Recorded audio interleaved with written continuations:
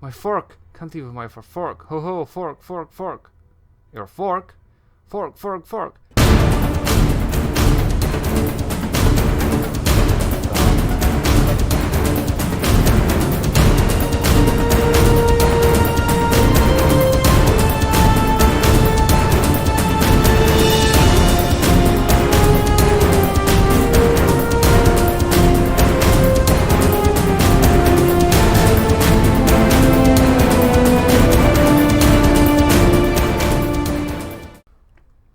And welcome back to episode number 6 of Planescape is the best.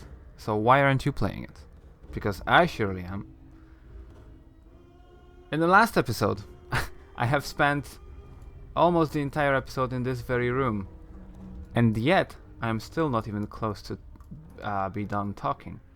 Well, that's not entirely true. Well, Your path is mine. it is kind of true. You see, this guy is one of the gifts. You know about the Githyanki and the Githzerai, the gift people divided into one of them evil in astral plane, the other one not so evil in limbo. He's one of the limbo people. We've talked to him a little bit last time, and we're gonna talk a little bit more this time because he is a wizard or a mage, and it just so happens that we are also a mage. And the thing is, because of our intelligence, I want to say, although I am not sure if it's not wisdom actually, but we'll see. He can actually teach us a couple things. What is your will? Dakan turns to you, his eyes polished coal, like polished coal. His blade mirrors his eyes for a moment as you address him, then he nods. What is your will? There are things I would know, Dakan. Can I talk to you about your teachings? No, that's... yeah. No, let's not do that. Can you teach me anything of the art, Dakan? Know that the way of the people is not the same as the art you have come to know. It is not the energy that gives strength, it is knowing the self that gives strength. Strength. The teaching of Zerthimon speak of such things. Would you teach me the way of Zerthimon, Dakan? Do you know what you have asked? The texture of Dakan's blade flows until it becomes a stone. To walk the path of Zerthimon, you must know of the people. The knowing of such things by one not of the people is a difficult matter. There are those not of the people who have heard the way of Zerthimon, but they do not know the way. Dakan, I want to know of the people and know Zerthimon's teaching. I believe there is wisdom to be learned in such things. My journal. Know that I have heard your words, and I shall test them. To learn, you must know the people. To know the people, you must know the unbroken circle of Zerthimon. Dakan holds up the stone disc in his possession, and his spider-like fingers hook into its sides. There's a click, and the plates of the circle slide into a new configuration. He reveres the motion, sealing the stone. Know the first circle of Zerthimon is open to you.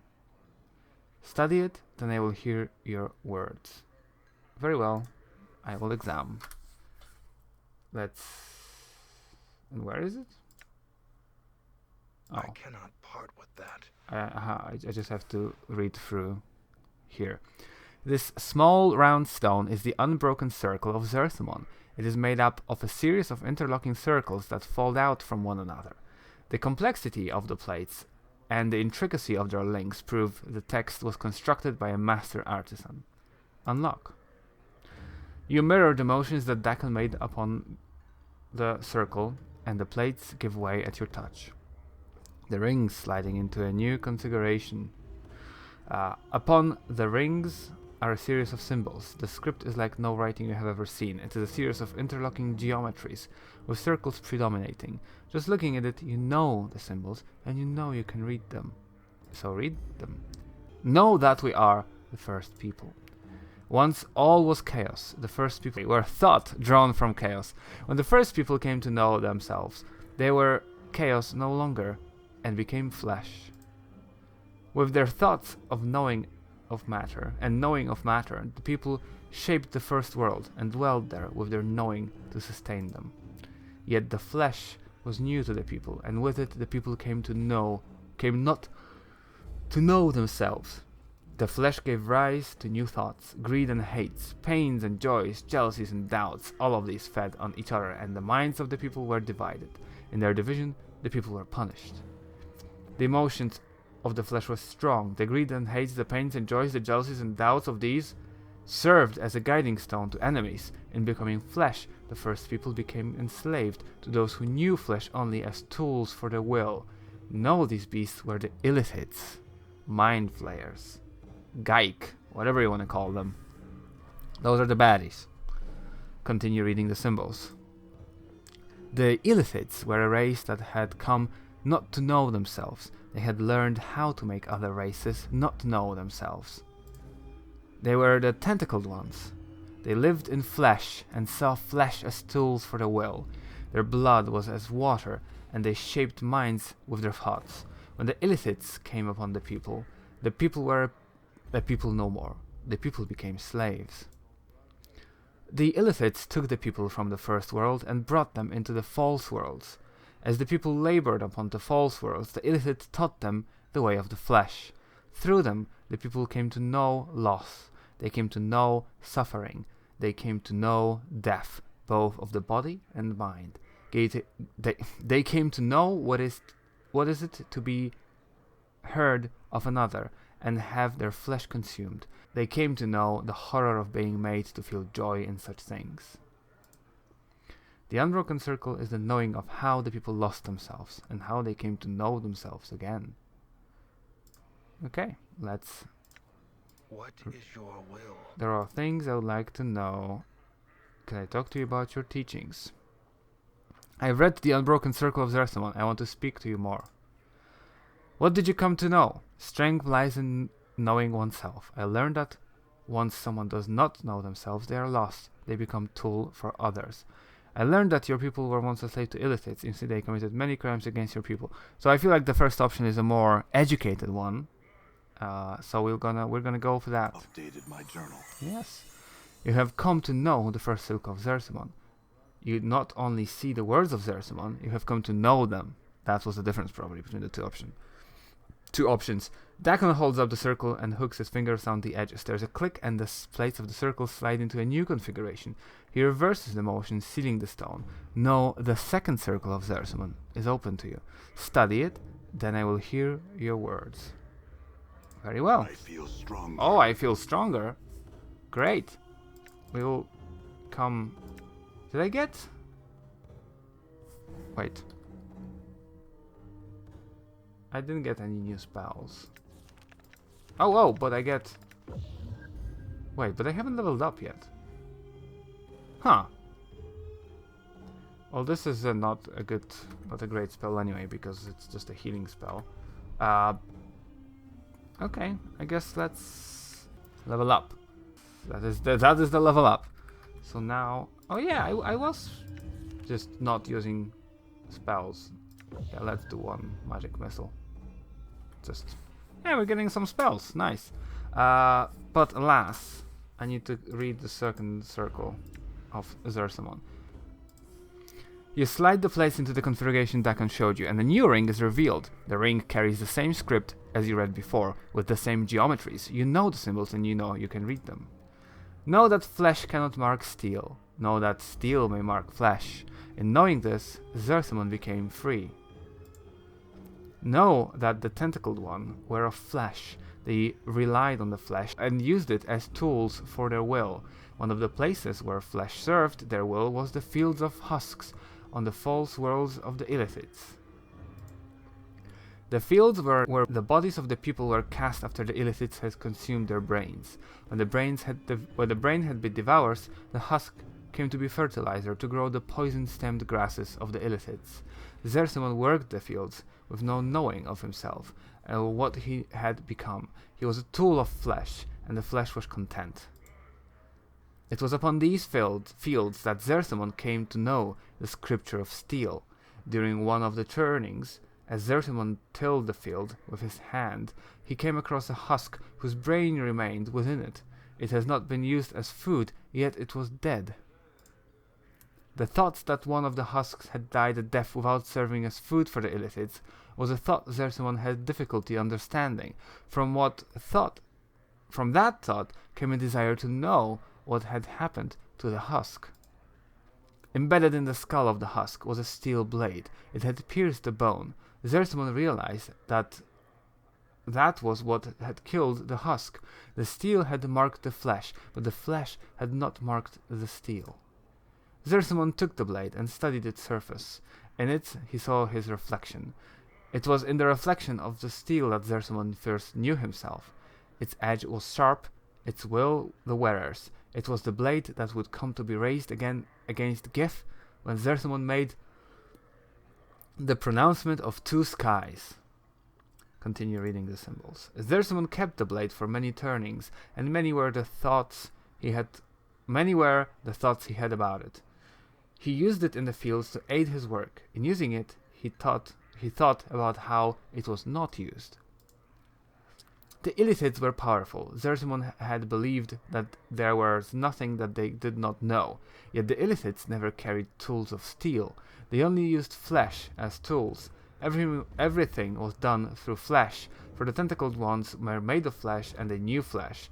Yet steel was superior to flesh. When the blade had killed the husk, it was the flesh that had been weaker than the steel. This is a very convoluted way of saying very simple things here. It was then that the Zersimon came to know that flesh yielded to steel. In knowing that, he came to know that steel was stronger than the Illithids. Steel became the scripture of people. Know that steel is a scripture by which the people came to know freedom. Perfect. What is your will? What did you come to know? I've learned that not knowing something can be a tool. Just like flesh and steel is upon encountering it. You attempt to know its nature and how it came to be. Or learning about attending the field of Zersimon learn of the nature of steel. Yeah, that's, again, this is the correct option here. You have seen the words and you have seen beyond them. You have come to know the second circle of Zersimon. He takes the circle and with a deft motion, he twists one of the links so one of the plates slides forth, but strangely enough, the stone still appears intact. He hands the plate to you. Meditate upon this teaching, and the knowing of it shall give you strength. When you will have absorbed it, you shall know more. And then the next circle of Zersimon is open to you. And I think we're getting a... yes. See, we got on a scroll. Scripture of Steel. I think this is a guaranteed. Yeah, it would be awkward if it wasn't. Scripture of Steel, one of the earliest teachings of Zersimon. This recantation reflects what knowing that flesh yields to steel achieves, bestowing a greater advantage to strike and a strength to resist damage. +1 to hit, +1 to saving throws to all creatures that are friendly. Yeah, it's like a bless, kinda. Okay. Yeah. I'm gone. Let's read later. Let's go, now that we have 3 people. Well, my guy doesn't really have full health, but that's fine. We are supposed to talk. Oh well, I guess we have an enemy I hear your words. immediately. Do you have spells? You have some spells. Here, anger him. And you just chill. Yep. You know, no spell wizard. Okay. Just please deal with him. What are you doing? There we go. I'm gone. I guess take all of those. Well, that's not the combo that I was hoping to achieve. The rusty dagger is probably not worth it.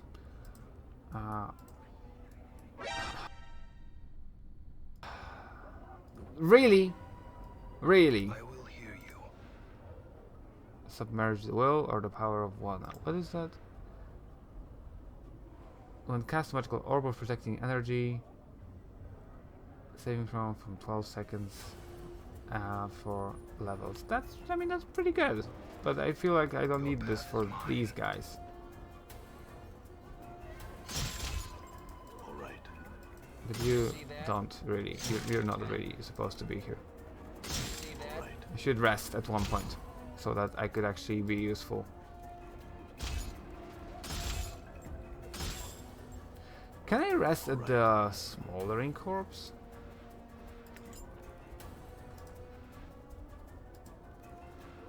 Ooh, charm. Yeah, I'll see if I can rest at the smoldering corpse. Okay, I don't think you have rooms. I guess we don't have the rooms here, so. Oh, Morte's also gotten a beating, and yet, immediately. Okay. Okay, he's running away, so Die. I guess he's very bad I'm gone. in running away. Hey, come back. Thank you. Give me your money. What's the auto pause that has had? Okay, no auto pause. I don't know what that was. Right. Let's just go and attack them because, or do I? No, I do want to rest. I don't have any spells to actually get them. Oh, one thing I wanted to. Well, I don't have pacify yet. Maybe I should have. Yeah, maybe pacify would have been a. Okay, you are way in the thick of it. That's probably not right.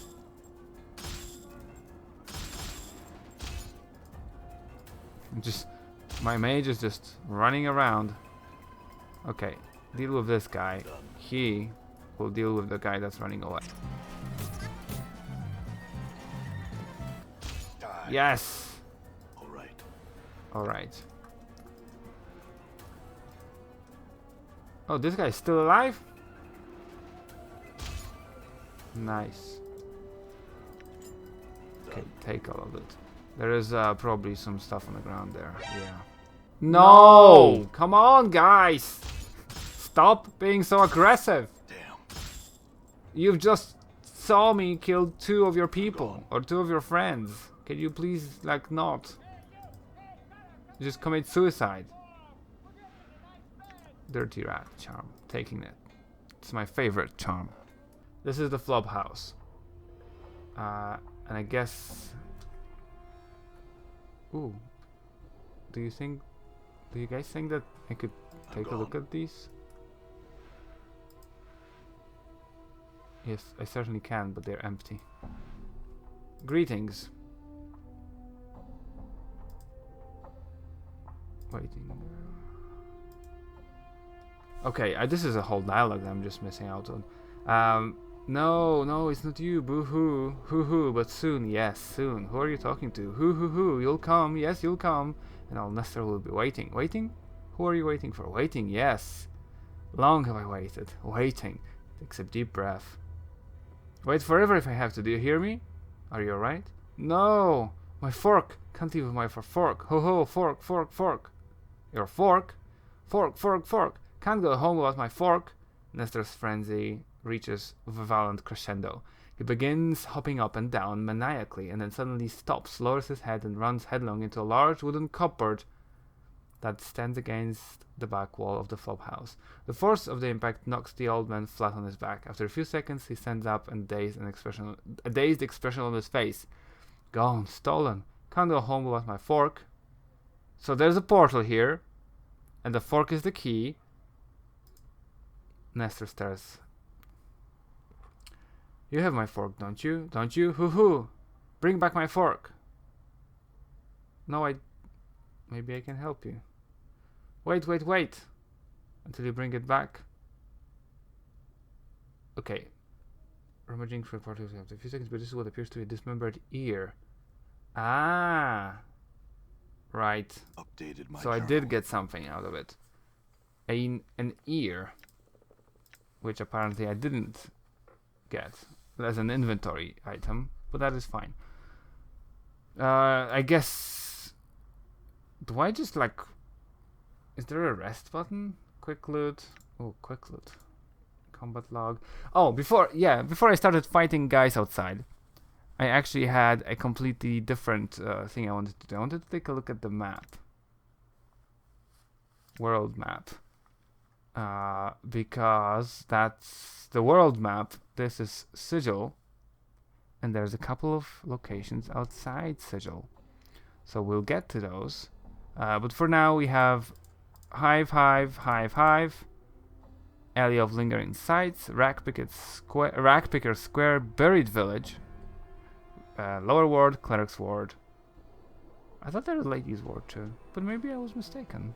Unless maybe Ladies Ward is somewhere. I think that's it though. I don't think there was more.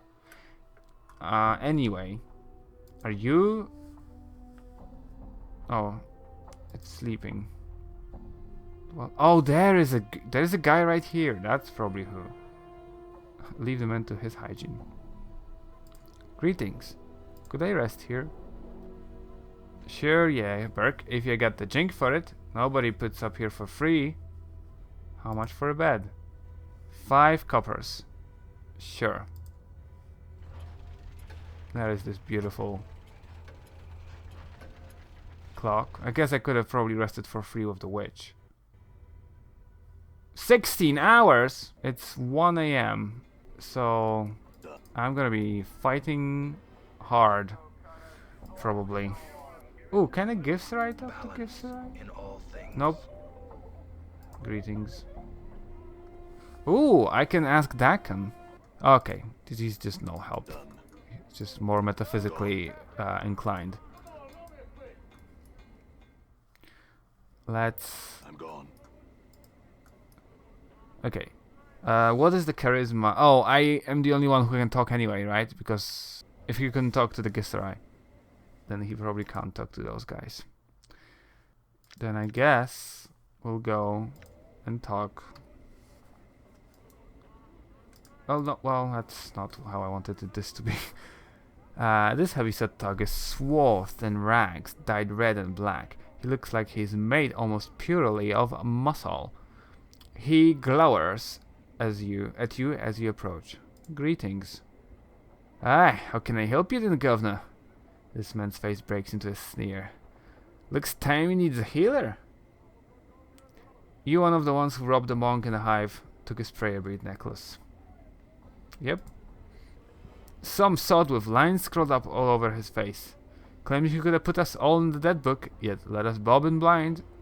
The man gives a slow. Never even heard of such a sod, I haven't.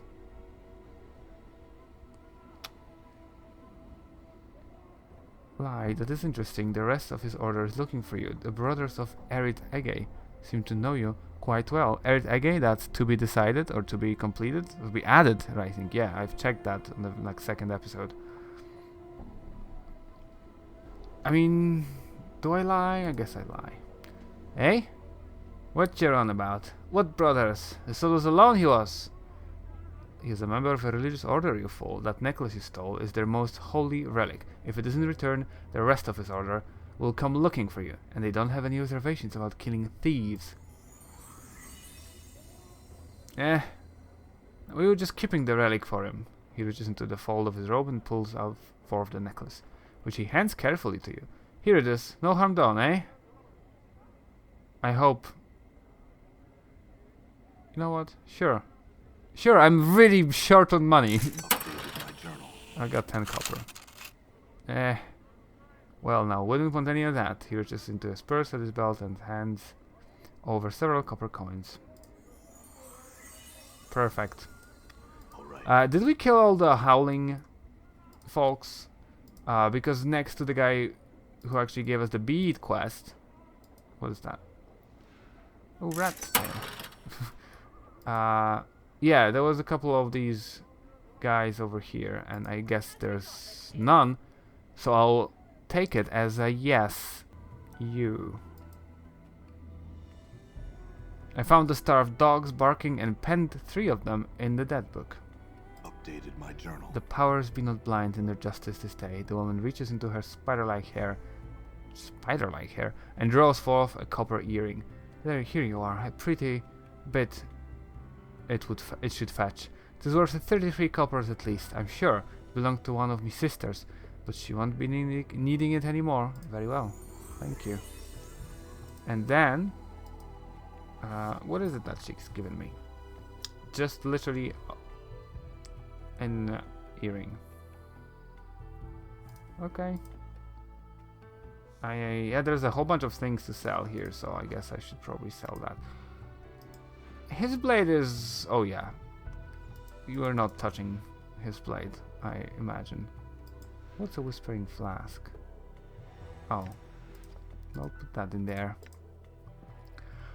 We need to establish a base at one point. If I could part with it, I would.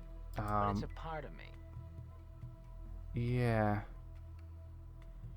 I do have a... yeah, there is a person in Smoldering Corpse that we have not talked to, I feel like. And we should. But for now, let's find that dude. Thought he was somewhere around here. Where was Porphyrion? Let's check. Oh no, don't go here. Ah, flee. Yeah, we're not supposed to be here quite yet. I keep forgetting that there is a... okay, Porphyrion. Those prayer beads are costing me a pretty penny. Oh. All right. Yep. The text on the screen just gave you away. Greetings, Porphyrion. I think so. Updated my journal. Those are the beads once missing. He takes them from you. You notice his hands have the same tracery of lines upon them as his face. This one has questioned, how did you get the beads from them?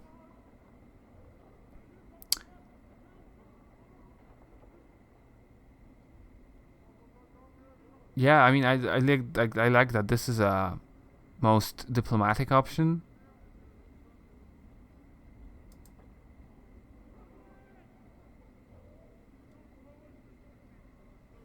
This one would know. One who fights with words carries a name in the order of Erid Ege. Porphyrion's face breaks into angles again. Those ones are called diplomats. It is a path without discipline and without honor. Well, let's just go for this one. This one bestows apologies. This one meant no offense. The angles on Porphyrion's face sharpen acutely, then slowly curve into ripples. This one bestows several welcome thanks for your service. Yes, you're welcome, I think. I have several questions for you, though. If you cannot enter combat, how did you get your warrior training? This one clarifies. The Erid Ege may train with one when there is no anger between them.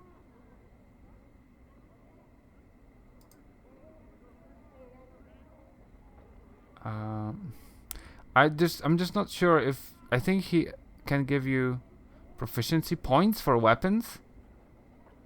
I don't want to do that right now. I don't know what weapons am I gonna use. I mean, it's like what is currently... I do fists. I have 4 unused slots, and I can do fists and edged weapons. I want to wait until I get a mage weapon that actually is, you know, vaguely fine, and then I might actually you know, use the pips for that. I want to go also to the market because my inventory has been filled with trash, and I'm not even afraid of getting attacked that much anymore. As oh, you cannot sell bronze rings? I hate that. I'll sell everything else though.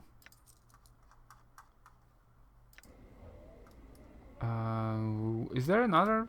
You're another. Can you buy bronze rings? None of those though. Things. Morte has just a whole bunch of trash. Right. Something about the factals. Profera, a great darkness shall fall upon the city. Limlims. We could get ourselves a Limlim. I want to talk to you. I don't trust the Gith. I say we leave him behind. Oh yeah, you don't trust the Gith? This grim-looking woman spares you only for a brief glance before returning to her rant on top of the stage. She has a powerful voice that carries across the marketplace, even cutting through the noise made by the merchants and the surrounding. Okay. But how about you? Mesmerized by the woman. I want to know what's the deal with this woman. I guess I don't know. Craddock is somebody I needed to find for something. I have no memory exact. I think yeah, the colorful guy next to the mortuary. I don't know what he wanted, but let me see if I can figure it out. Greetings. You Craddock? Mayhap? If I am, what be it to ye? I come with a message from Ben the Sender. The message states the shipment must be cursed by the 3rd day, or there will be penalty. Oh, by the hells, can they be such fools that they think we can miracle it there? Alright, then your message has found its way to the right ears for all the good it'll do. What's the problem? Look around you. These laggards and half-wits can barely keep up with the load as it stands, and now it needs doing in half the time. Do you need any help? I'll tell you what I need. All my men to show up for work. Jehai is gone. July has gone missing since this morn, and I need him back now. July, where did he go? And hive-bred goat is possibly passed out on the street somewhere by the smoldering corpse. Oh yeah, we talked to him. Jehai. Let's talk to Jehai. Greetings. Eh? Was it what? What? Never mind.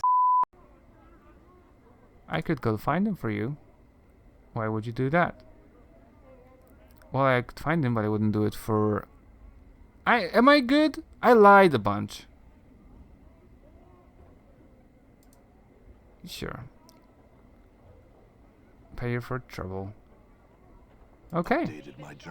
I guess we'll go back to the smoldering corpse, to the drunk that we have already seen, and see if... Right. What? It is I. Get wrecked. Should I just magic missile because he's close? I'm gone. Okay, now they're running away.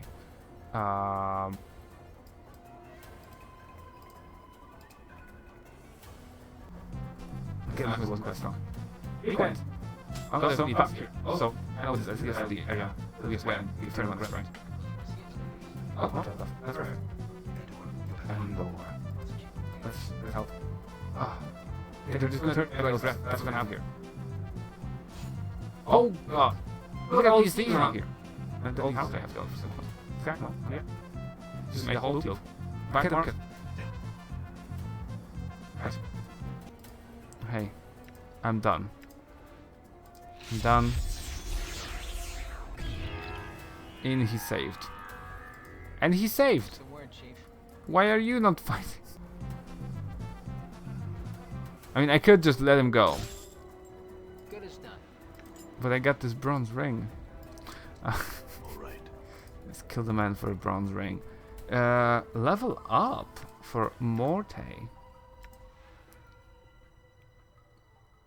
Thief skills 0. Fighting skills improve. Force yep. That is that. I'm gone. That's a level up. There's nothing to choose. Are drunk? Was it drunk? No, Gelay. Are you Gelay? Some Cataracts need you. Ah, Craddock. Well, you can tell him. Can pike off. Jabs you with his finger. Tell him that. Perfect. I guess we'll back. I have a vague recollection of somebody in the smoldering corpse that I've missed. This is a woman with fading bruises on her face and arms, and a look of despairing longing in her sunken eyes. She might have been pretty once, but those days were long ago. She turns slowly to face you. Life pours into her features, and the spark of sardonic light that dances within her eyes make you wonder if your eyes were deceiving you. Welcome to the smoldering corpse, scarred man. Who are you? I am Drusilla, and you must be clueless. Don't ask me how I know. It just shines off you. Clueless? I think not. She smirks at you, and her bruises seem almost to fade. Whatever you say, dearie. Whatever, answer some questions to me. Well, I guess... A journal? Oh, sure. I kept an eye out for stray journals. Just in case some scarred man walks into my favorite bar and starts asking about it. Do you ask that of everyone you meet? What a fascinating life.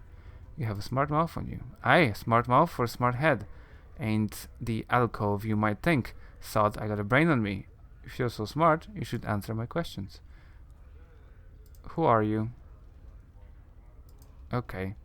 I think that's not the woman I was looking for. A lay? Oh, could have been a lay. You see a trim, muscular man dressed in clothing that is comparatively drab and mundane compared to the most of the outfits you've seen in the city. He carries himself with an air of supercilious arrogance. Or supercilious. He also looked dramatically out of place here. What do you want? He asks. Who are you? I'm a lay, warrior of renown. Surely you have heard of me. No. Can it truly be that none in this town have heard of me, or my exploits? Alas. Alas, I shall have to prove myself all over again. And here I had thought my fame had spread across the world. What world are you from? I come from the city of Aliburn on the river Tame.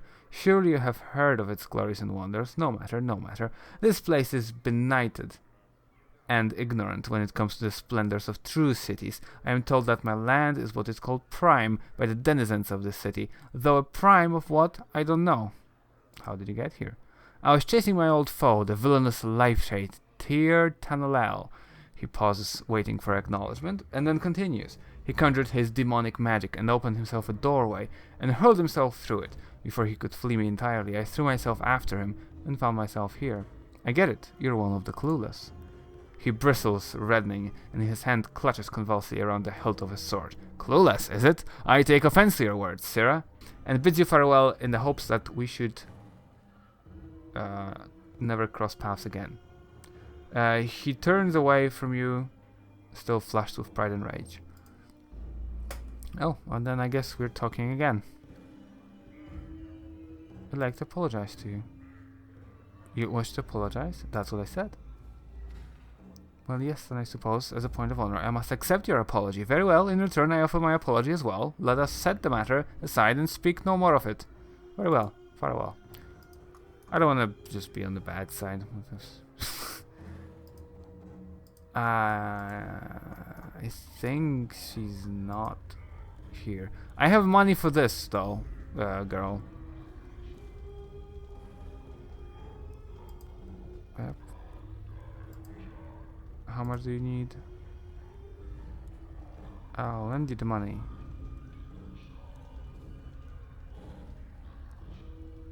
Can you think of another solution? You could always kill me.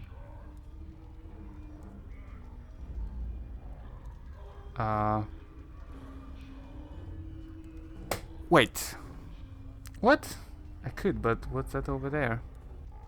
I'll give her the money. That's fine. I guess we're talking all over again here.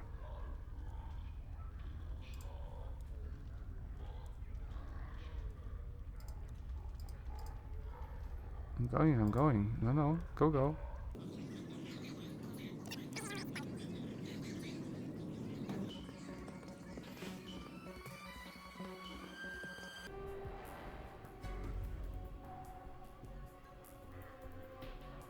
Yeah, big of a bad me. No, you already did. Okay, so can I talk to you? You won't be having trouble with Mokai again. 1000 XP! Nice. Anything you want for free, anytime. Yeah, sure. Let's drink some whiskey, Batorian whiskey. Oh, hold on, there is stuff here. Beer, bitters, mead, Arborian fire wine, Arborian fire wine and fire seeds, cursed heart wine, Batorian whiskey, and elemental water. I guess places a shot of some steaming substance that looks like boiling urine in front of you. The fumes that waft your way, however, are exquisitely tempting. The taste, though nearly unbearably hot, is as smoky as the scent. The feel of the liquor, burning its way to your gut, is nearly painful. Yet even this pain is sweet. The barkeep's eyes wide and still standing. Most folks can't even make it halfway through the first shot.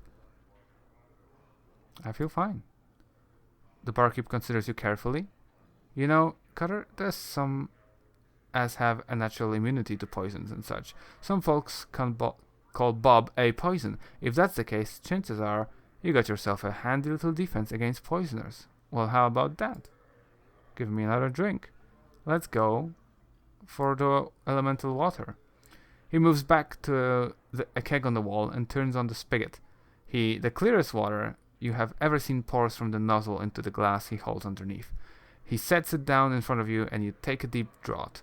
It is the purest thing you have ever tasted, a coldness inherent to the water itself, a feeling of air that passes over your tongue and into your stomach, where its coolness calms even the raging of your passions for a moment. From the heart of the elemental plane of water, Barking snorts, any other water you ever drink is going to taste dirty by comparison. In that case, I'd just like to ask some questions. Forget it for a while. Okay, we got some XP. Unfortunately, we didn't find I'm gone. that one character I was looking for. We could do Damsel in Distress. Hey, Damsel in Distress. Hey. You see a pretty young woman. Her hair is in disarray, and the bodice of her dress is torn. She looks about in desperation and notices you. Greetings. She runs up to you and grabs your arm. You notice the front of her dress is stained with blood. Help me, Cutter. Please, they're killing my sister. She begins to tug on your arm. Who? She looks around wildly. This drunken man who followed us from one of the taverns. We thought he meant no harm. Please, Cutter, there's no more time. Help us. Ah, I can smart. Ah, me smart. Me first, you said they were killing your sister, and now you say he is killing your sister. Which is it? She stares at you, unsure on what to say. I'm distraught. I made a mistake. She glances at the blood that stains her dress. Please help me, Cutter. Examine the blood on her dress.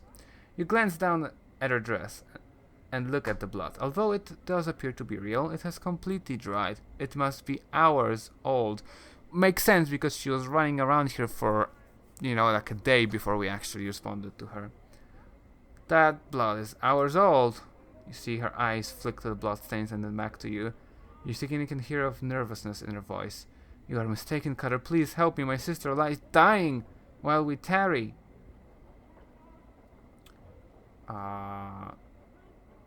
Okay, I'm not gonna kill her, so I'll bluff. She looks into your eyes and then glances at the scars that cover your body. She swallows nervously and you see her pale before your eyes. I'm supposed to lure people into an alley nearby. They're waiting there to take your jink. Let me give you some advice. Don't pick someone like me as your mark. Choose some drunken... Well, that's good advice, but it's bad advice, if you know what I mean. It's like... Sure. And make sure he looks like he has more a couple of coins with his name. Get out of here. Thank you, Cutter. I guess maybe I've earned some chaos points. Well, do I have an alignment yet? Where's the alignment? I don't remember. There's the alignment. True neutral, I'm still. So that's my basic alignment. Alright, let's go to Craddock.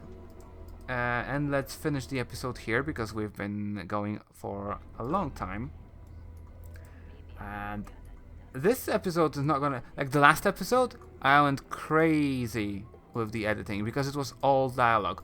We've had some more action and quest completion. And still some dialogue. That's not where Craddock is. I literally went the longest possible way around, I think. So that's great. This is where Craddock is. I'm gone. This here. Yes. Yes. Your employee, Mr. Craddock, is drunk and bad. I found Jehai. Is that right? Where is he then? He said to pike off. You were a cur of the lowest sort, and that he wasn't going to work for you any longer. Updated my journal. Craddock's face turned a bright red, and his face cracks into a snarl. Wait, but so his face turns a bright red, and his face cracks into a snarl. I think this something went wrong here. Damp is his name. May all the evils of the plains hound his footsteps. A blistering stream of insults, threats, and speculations about Jehai's family roots issues from Craddock's mouth. Ooh, Morta clicks his teeth together as Craddock builds up his team. You can almost hear him taking notes inside his skull. Ooh, I think he might have improved his litany of curses. Craddock finishes the tirade with a grunt. Damn, that's Jehai. You know, I could fill in for him if you need help. I'm in need of a day's work. I'll take Jehai duties. Yeah. Yeah. Sure. Craddock studies you for a moment. Yee-haw! Yee-haw! He couldn't. He suddenly falls silent. Well, maybe you can. It's hard work, and there's no drinking on my watch. Understood. Let's get started. I guess I don't have any options to just decide not to anymore. The work is long, and I gain 10 coppers. But at the end of the shift, you are not the least bit tired. Craddock grunts as you return. You did well enough. Here's your pay. He tosses you a handful of coins. Now get! We've got no more use for you. What about the payment for delivering Jehai's massage? Craddock grunts. There's your pay. What? Did I get more money? I don't think I did. I think that was all the money. Right. Perfect. So, before I go... I'm gone. I wanna see... What are the... weapons I can actually use? Green steel... like... The weapon I have right now is just a... Wow. It's just a 1d3. So that is absolutely dreadful. So what can I use? High quality stiletto is a 1d4. Green steel knife is a 1d4.